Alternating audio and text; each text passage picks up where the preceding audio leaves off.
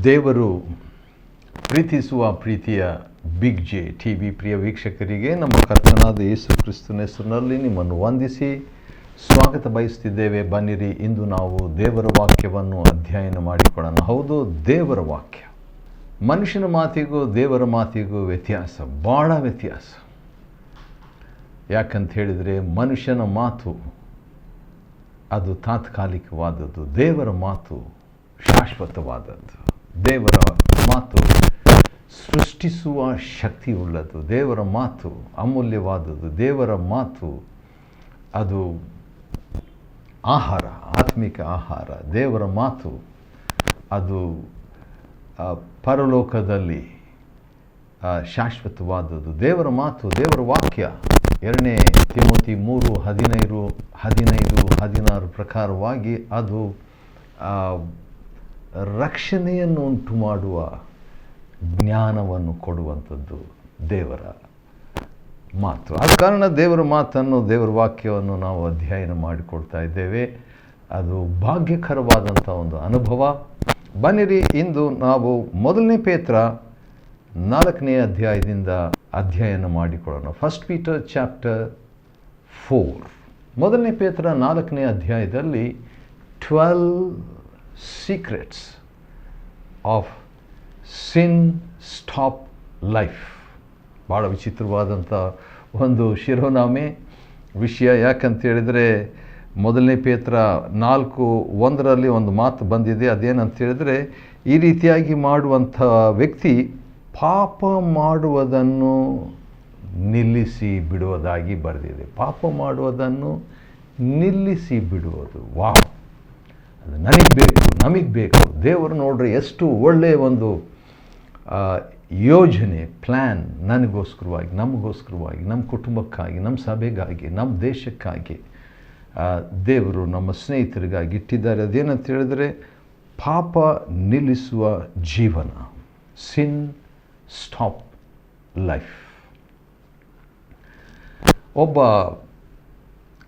ಮಾನಸಿಕ ಆಸ್ಪತ್ರೆಯಲ್ಲಿ ಒಬ್ಬ ವ್ಯಕ್ತಿಯನ್ನು ಒಂದು ಸಾರಿ ಅವನು ಸ್ವಸ್ಥತೆಯನ್ನು ಹೊಂದಿದ್ದಾನ ಮಾನಸಿಕವಾಗಿ ಇಲ್ಲ ಅಂತ ತಿಳ್ಕೊಳ್ಳೋದಕ್ಕೋಸ್ಕರವಾಗಿ ಏನು ಮಾಡಿದರು, ಒಂದು ಕೋಣೆಯಲ್ಲಿ ಶುಚಿ ಮಾಡೋಂಥ ಕೆಲಸ ಕೊಟ್ಟರು. ಕೆಲಸ ಕೊಡ್ತಾ ಇದ್ದಂಥ ವೇಳೆಯಲ್ಲಿ ಒರೆಸ್ತಾ ಇದ್ದಾಗ, ಶುಚಿ ಮಾಡ್ತಾ ಇದ್ದಾಗ ನೆಲವನ್ನು, ಆ ಕೋಣೆಯಲ್ಲಿದ್ದಂಥ ನಳವನ್ನು ತೆರೆದಿಟ್ರಂತೆ. ತೆರೆದಾಗ ನೀರು ಬರ್ತಾಯಿತ್ತು. ನೀರು ಬರ್ತಾ ಇದ್ದಾಗ ಅದನ್ನು ತೊಳೆದು ಬರುವಂಥ ನೀರನ್ನು ತೆಗೆದು ಒರೆಸುವಂಥದ್ದು, ಬರುವಂಥ ನೀರನ್ನು ತೆಗೆದು ಒಂದು ಪಾತ್ರೆಯಲ್ಲಿ ಹಾಕುವಂಥದ್ದು, ಆ ರೀತಿಯಾಗಿ ಮಾಡ್ತಾ ಇದ್ದಾಗ ಈ ವ್ಯಕ್ತಿ ಇನ್ನೂ ಸ್ವಸ್ಥತೆ ಹೊಂದಿಲ್ಲ ಮಾನಸಿಕವಾಗಿ ಅಂತ ತಿಳ್ಕೊಂಡ್ರಂತೆ. ಯಾಕಂದರೆ ಯಾವ ವ್ಯಕ್ತಿ ಹೋಗಿ ಆ ನಳವನ್ನು ಮುಚ್ಚಿಬಿಟ್ಟು ಆನಂತರ ಒರೆಸುವಾಗ ಸ್ವಸ್ಥತೆ ಬಂದಿದೆ ಅಂತ ಕಂಡು ಹಿಡಿತಿದ್ರಂತೆ. ಆ ಕಾಲದಲ್ಲಿ ಕೆಲವರು ಆ ರೀತಿಯಾಗಿ ಮಾಡ್ತಾಯಿದ್ರು. ಅದು ಒಂದು ಟೆಸ್ಟ್. ಅದೇ ರೀತಿಯಾಗಿ ನಮ್ಮ ಜೀವನದಲ್ಲಿ ಹೌದು, ಯೇಸು ಕ್ರಿಸ್ತನನ್ನು ಸ್ವಂತ ರಕ್ಷಕನಾಗಿ ನಾವುಗಳು ಅಂಗೀಕಾರ ಮಾಡಿದ್ದೇವೆ. ಮತ್ತಾಯನ ಬರೆದ ಸುವಾರ್ತೆ 1ನೇ ಅಧ್ಯಾಯ 21ನೇ ವಚನದಲ್ಲಿ ಆತನಿಗೆ ಯೇಸು ಎಂದು ಹೆಸರಿಡಬೇಕು, ಯಾಕಂದರೆ ಆತನು ತನ್ನ ಜನರ ಪಾಪಗಳನ್ನು ಬಿಡಿಸಿ ಕಾಯುವಾತನಾಗಿದ್ದಾನೆ. ವಾವ್! ಆದ ಕಾರಣ ಯೇಸುವಿನ ಅನುಭವ ನನಗೆ ಆಗಬೇಕಂತ ಹೇಳಿದ್ರೆ ಅದು ಸಿನ್ ಸ್ಟಾಪ್ ಎಕ್ಸ್ಪೀರಿಯನ್ಸ್, ಪಾಪ ನಿಲ್ಲಿಸುವ ಅನುಭವ. ಯೇಸುವಿನ ಅನುಭವ ಎಂಥ ಅನುಭವ?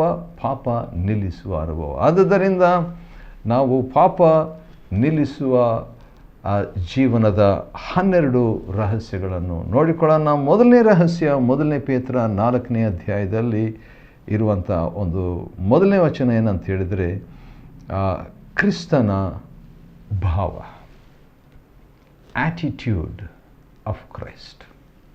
ಕ್ರಿಸ್ತನ ಭಾವವನ್ನು ಧರಿಸಿಕೊಳ್ಳುವಂಥದ್ದು. ಈ ಬಗ್ಗೆ ಪೌಲನು ಕೂಡ ಒಂದು ಹೇಳಿದ ಮಾತು ನನಗೆ ನೆನಪಿಗೆ ಬರ್ತಿದೆ. ನೋಡೋಣ ಏನಿದೆ ಅಂತ ಹೇಳ್ಬಿಟ್ಟು.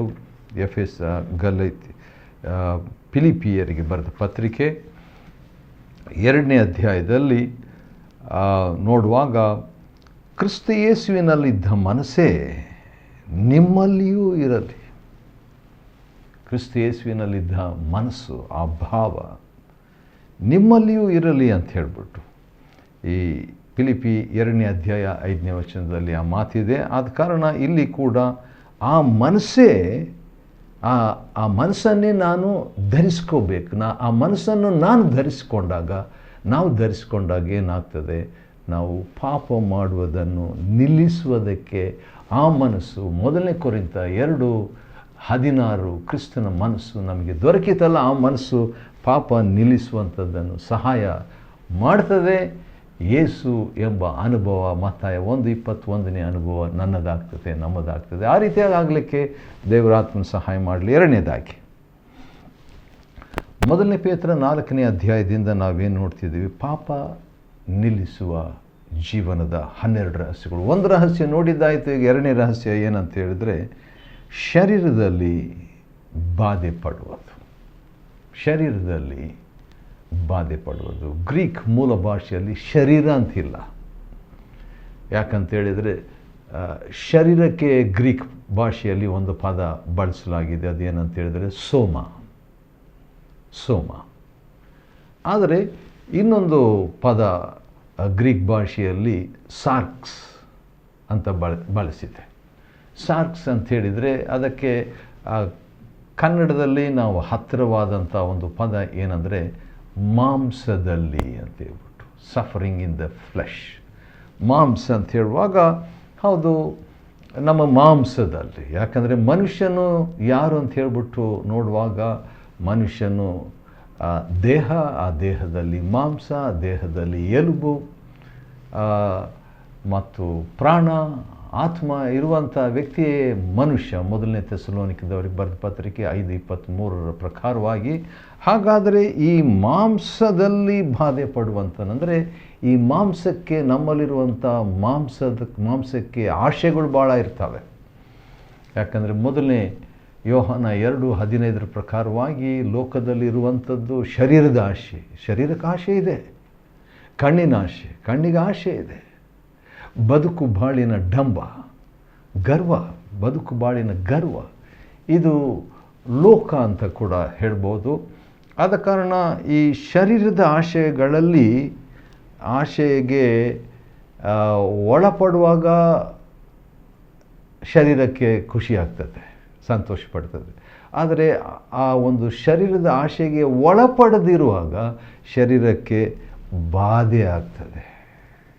ಆ ರೀತಿಯಾದಾಗ ಏನಾಗ್ತದೆ, ಪಾಪ ನಿಲ್ಲಿಸುವ ಜೀವನ. ವಾವ್, ಸಿನ್ ಸ್ಟಾಪಿಂಗ್ ಲೈಫ್. 3ನೇದಾಗಿ ಪಾಪ ನಿಲ್ಲಿಸುವ ಜೀವನದ 10 ರಹಸ್ಯಗಳನ್ನು ಇನ್ನೂ ನೋಡಿಕೊಳ್ಳಿಕ್ಕಿದ್ದೇವೆ. ಯಾಕಂದರೆ 2 ಮುಗೀತು. 12 ರಹಸ್ಯಗಳಲ್ಲಿ 2 ನಾವು ನೋಡಿದ್ದಾಯಿತು. ಭಾಳ ಚೆನ್ನಾಗಿದೆ, ಅದು ನನಗೆ ಆಶೀರ್ವಾದವಾಯಿತು. ಇನ್ನು 10 ರಹಸ್ಯಗಳಿದೆ, ಪಾಪ ನಿಲ್ಲಿಸುವ ಜೀವನದ 10 ರಹಸ್ಯಗಳು. 3ನೇ ರಹಸ್ಯ ಏನಂದರೆ ದೇವಚಿತ್ತ ಮಾಡುವುದು, ಡೂಯಿಂಗ್ ಗಾಡ್ಸ್ ವಿಲ್. 1 ಪೇತ್ರ 4ನೇ ಅಧ್ಯಾಯ 2ನೇ ವಚನದ ಪ್ರಕಾರವಾಗಿ ದೇವರ ಚಿತ್ತದ ಪ್ರಕಾರ ಬದುಕಬೇಕಂತೆ. ಸುಮ್ಮನೆ ದೇವ್ರ ಚಿತ್ತ ಒಂದಿನ ಭಾನುವಾರ ಮಾಡುವಂಥದ್ದಲ್ಲ.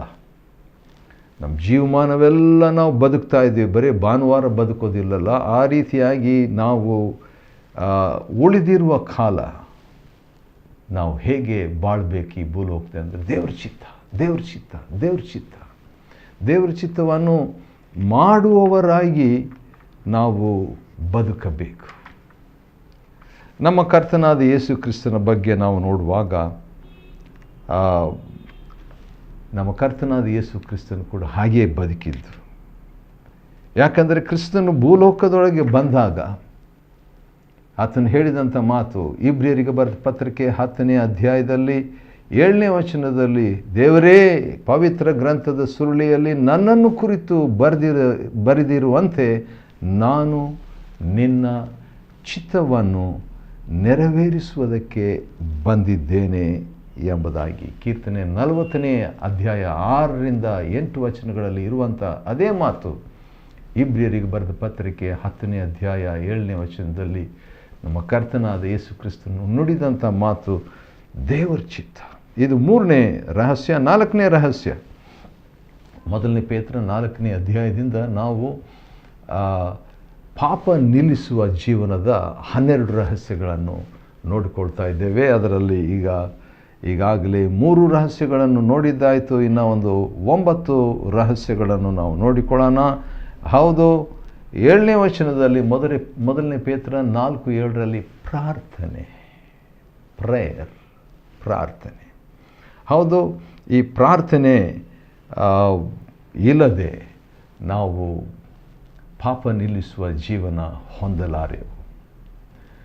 ಯೇಸು ಕರ್ತನು ಹೌದು ಗೆತ್ಸೆಮನೆ ತೋಟದಲ್ಲಿರುವಾಗ, ಹೋರಾಟದಲ್ಲಿದ್ದಾಗ ಆತನು ಶಿಷ್ಯರನ್ನು ಕರೆದು ಪ್ರಾರ್ಥನೆ ಮಾಡಲಿಕ್ಕೆ ಹೋಗಿದ್ದಾಗ ಆ ಗೆತ್ಸೆಮನೆ ತೋಟದಲ್ಲಿ ನಡೆದಂಥ ಘಟನೆ ಏನಂತ ಹೇಳ್ಬಿಟ್ಟು ನಾವು ನೋಡೋಣ ಸ್ವಲ್ಪ ಮಟ್ಟಿಗೆ. ಮತ್ತಾಯನ ಬರೆದ ಸುವಾರ್ತೆ 26ನೇ ಅಧ್ಯಾಯದಲ್ಲಿ ಯೇಸು ಸ್ವಾಮಿ, ತಂದೆಯೇ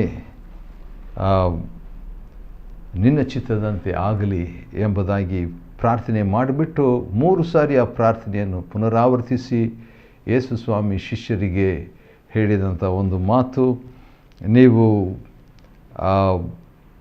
ನಿಮಗಾಗಿ ಓದ್ತೇನೆ. ಮತ್ತಾಯನ ಬರೆದ ಸುವಾರ್ತೆ 26ನೇ ಅಧ್ಯಾಯದ 41ನೇ ವಚನ. ನೀವು ಶೋಧನೆಗೆ 26:41 ನೀವು ಶೋಧನೆಗೆ ಒಳಗಾಗದಂತೆ ಎಚ್ಚರವಾಗಿದ್ದು ಪ್ರಾರ್ಥಿಸಿರಿ. ವಾವ್! ಅದು ನಮಗೆ ಏನಾಗ್ತದೆ, ಪಾಪ ನಿಲ್ಲಿಸುವ ಜೀವನಕ್ಕೆ ನಡೆಸ್ತದೆ. 5ನೇದಾಗಿ ಸಿನ್ಸಿಯರ್ ಲವ್, ಯಥಾರ್ಥ ಪ್ರೀತಿ. 1 ಪೇತ್ರ 4ನೇ ಅಧ್ಯಾಯದ 8ನೇ ವಚನದಲ್ಲಿ ನಾವು ನಮ್ಮೊಳಗೆ ಅಂದರೆ ನಮ್ಮೊಳಗೆ ಒಂದು ಯಥಾರ್ಥ ಪ್ರೀತಿ ಇರಬೇಕು. ಆ ಯಥಾರ್ಥ ಪ್ರೀತಿ ಇದ್ದಾಗ ಅದು ನಮ್ಮನ್ನು ಪಾಪ ನಿಲ್ಲಿಸುವ ಜೀವನಕ್ಕೆ ನಡೆಸ್ತದೆ. ಸಿನ್ ಸ್ಟಾಪ್ ಲೈಫ್. ಈ ಸಿನ್ ಸ್ಟಾಪ್ ಲೈಫ್ ಅಂತ ಹೇಳ್ಬಿಟ್ಟು ಎಲ್ಲಿಂದ ನನಗೆ ಸಿಕ್ತಂತ ಹೇಳ್ಬಿಟ್ಟು ನೋಡುವಾಗ 1 ಪೇತ್ರ 4:1ರಲ್ಲಿ ಆ ಪದ ಇದೆ, ಸ್ಟಾಪ್ ಸಿನ್ನಿಂಗ್, ಪಾಪ ನಿಲ್ಲಿಸುವ ಜೀವನ ಅಂತ ಹೇಳಿಬಿಟ್ಟು. 6ನೇದಾಗಿ ಭಾಳ ಇಷ್ಟ ನನಗಿದು. ಯಾಕಂದರೆ ಕೆಲವು ವರ್ಷಗಳ ಹಿಂದೆ ಒಂದು ತೀರ್ಮಾನ ನಾನು ತಗೊಂಡೆ. ಅದೇನಂತ ಹೇಳಿದರೆ ಝೀರೋ ಗ್ರಂಬ್ಲಿಂಗ್. 1 ಪೇತ್ರ 4ನೇ ಅಧ್ಯಾಯದ 8ನೇ ವಚನದಲ್ಲಿ ಗೊಣಗುಟ್ಟದೆ. ಎಷ್ಟು ಗೊಣಗುಟ್ಟಬೇಕು? ಗೊಣಗುಟ್ಟದೆ. ಹಾಗಾದರೆ ಗೊಣಗುಟ್ಟಲೇಬಾರ್ದು ಅಂತ ಹೇಳುವಾಗ ಝೀರೋ ಗ್ರಂಬ್ಲಿಂಗ್, ಗೊಣಗುಟ್ಟದೆ ಒಬ್ಬರಿಗೊಬ್ಬರು ಅತಿಥಿ ಸತ್ಕಾರ ಮಾಡಿರಿ. ಹೌದು, ಆ ಗೊಣಗುಟ್ಟುವ ಆತ್ಮ ನಮಗಿಲ್ಲದಿದ್ದಾಗ ಏನಾಗ್ತದೆ? ಸಿನ್ ಸ್ಟಾಪಿಂಗ್ ಲೈಫ್, ಪಾಪ ನಿಲ್ಲಿಸುವ ಜೀವನಕ್ಕೆ ನಾವು ಸಾಕ್ತೇವೆ. 7ನೇದಾಗಿ ನೋಡುವಾಗ ಮಲ್ಟಿಗ್ರೇಸ್ ಅಂದರೆ ವಿವಿಧ ದೇವರ ಕೃಪೆ. ದೇವರು ನಮಗೆ ವಿವಿಧ ಕೃಪಾ ಸೇವೆ, ಕೃಪಾ ಜೀವನ ನಮಗೆ ಕೊಟ್ಟಿರುವಾಗ ಅದರ ವಿಷಯದಲ್ಲಿ ನಾವು ಒಳ್ಳೆ ಆಡಳಿತಗಾರರಾಗಿ ಇದ್ದು ಎಲ್ಲರ ಸೇವೆಯಲ್ಲಿ ಆ ಕೃಪೆಯನ್ನು ಯೂಸ್ ಮಾಡಿಕೊಳ್ಬೇಕು. ಯಾವ ರೀತಿಯಾಗಿ ಅಂದರೆ ಬೋಧಿಸುವ ಕೃಪೆ ಇರ್ಬೋದು, ಅಥವಾ ಸೇವೆ ಮಾಡುವ ಕೃಪೆ ಇರ್ಬೋದು, ಅಥವಾ ದೇವರಿಂದ ಶಕ್ತಿ ಹೊಂದಿ ಬೇರೆ ಬೇರೆ ರೀತಿಯಲ್ಲಿ ಸೇವೆ ದೇವರು ನಮಗೆ ಕೊಟ್ಟಿದ್ದಾರೆ. ಅದನ್ನೆಲ್ಲ ನಾವು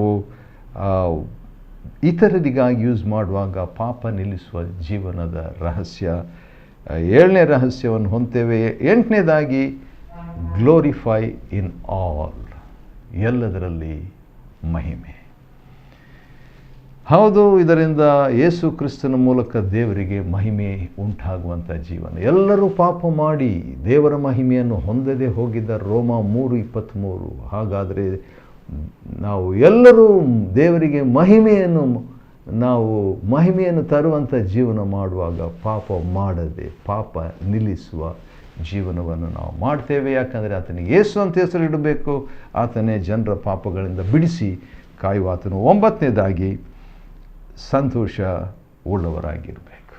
ರಿಜಾಯ್ಸಿಂಗ್ ಆಲ್ವೇಸ್. ಫಿಲಿಪಿ 4:4, 1 ಪೇತ್ರ 4:13, 1 ಪೇತ್ರ 4:14, ಇವೆಲ್ಲವುಗಳಲ್ಲಿ ಸಂತೋಷಪಡ್ರಿ. ಅದು ಮುಖ್ಯವಾಗಿ ನಿಂದೆಗೆ ಗುರಿಯಾದಾಗ, ಕ್ರಿಸ್ತನ ಹೆಸರು ನಿಮಿತ್ತ ನಿಂದೆಗೆ ಗುರಿಯಾದಾಗ, ಸಂತೋಷಪಟ್ಟಾಗ ಏನಾಗ್ತದೆ ಅಂತ ನೋಡುವಾಗ ಮಹಿಮೆಯುಳ್ಳ ದೇವರ ಆತ್ಮನು ನಮ್ಮಲ್ಲಿ ನೆಲೆಗೊಂಡಿರುವಂಥ ಒಂದು ಅನುಭವ, ಅದು ಸ್ಪಿರಿಟ್ ಇನ್ ಯು.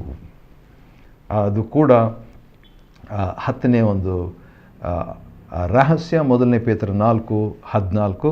ಇದು ಭಾಳ ಪ್ರಾಮುಖ್ಯ. ಇನ್ನೊಂದು ನಾನು ಹೇಳಬೇಕು. 1 ಪೇತ್ರ 4:17, ಜಡ್ಜ್ ಯುವರ್ ಸೆಲ್ಫ್. ನನ್ನನ್ನೇ ನಾನು ತೀರ್ಪು ಮಾಡಿಕೊಳ್ಳುವಂಥದ್ದು. When I judge myself, I have no time to sin. ಪಾಪ ಮಾಡಲಿಕ್ಕೆ ಸಮಯ ಇಲ್ಲ, ಪಾಪ ನಿಲ್ಲಿಸುವುದಕ್ಕೆ ಸಮಯ ಬರ್ತದೆ. ಕೊನೆಯದಾಗಿ, commit your soul to God. ನಂಬಿಗಸ್ತನಾದ ದೇವರಿಗೆ ನನ್ನ ಆತ್ಮವನ್ನು ಒಪ್ಪಿಸುವಂಥದ್ದು. 1 ಪೇತ್ರ 4:19. ಹೌದು, ನನ್ನ ಆತ್ಮವನ್ನು ದೇವರಿಗೆ ಒಪ್ಪಿಸಿಕೊಡುವಾಗ ದೇವರು ಆತ್ಮವನ್ನು ಕಾಯ್ತಾರೆ. He will take care of my soul so that it will not sin. ಅದು ಪಾಪ ನಿಲ್ಲಿಸುವಂಥ ರೀತಿಯಲ್ಲಿ ದೇವರು ಅದನ್ನು ಮಾಡ್ತಾರೆ. ಅದನ್ನು ದೇವರು ನಮಗೂ ದೇವರಾತ್ಮನ ಸಹಾಯದಿಂದ ಮಾಡುವಂತೆ ದೇವರು ನಮಗೆ ಸಹಾಯ ಮಾಡಲಿ. 1 ಪೇತ್ರ 4ನೇ ಅಧ್ಯಾಯದಿಂದ ಪಾಪ ನಿಲ್ಲಿಸುವ ಜೀವನದ 12 ರಹಸ್ಯಗಳನ್ನು, 12 secrets of sin stop life ನಾವು ಅಧ್ಯಯನ ಮಾಡಿಕೊಳ್ಳುವಂತೆ ದೇವರು ಕೊಟ್ಟ ಕೃಪೆಗಾಗಿ ಆತನಿಗೆ ಸ್ತೋತ್ರವಾಗಲಿ. ದೇವರು ನಿಮ್ಮನ್ನು ಆಶೀರ್ವದಿಸಲಿ.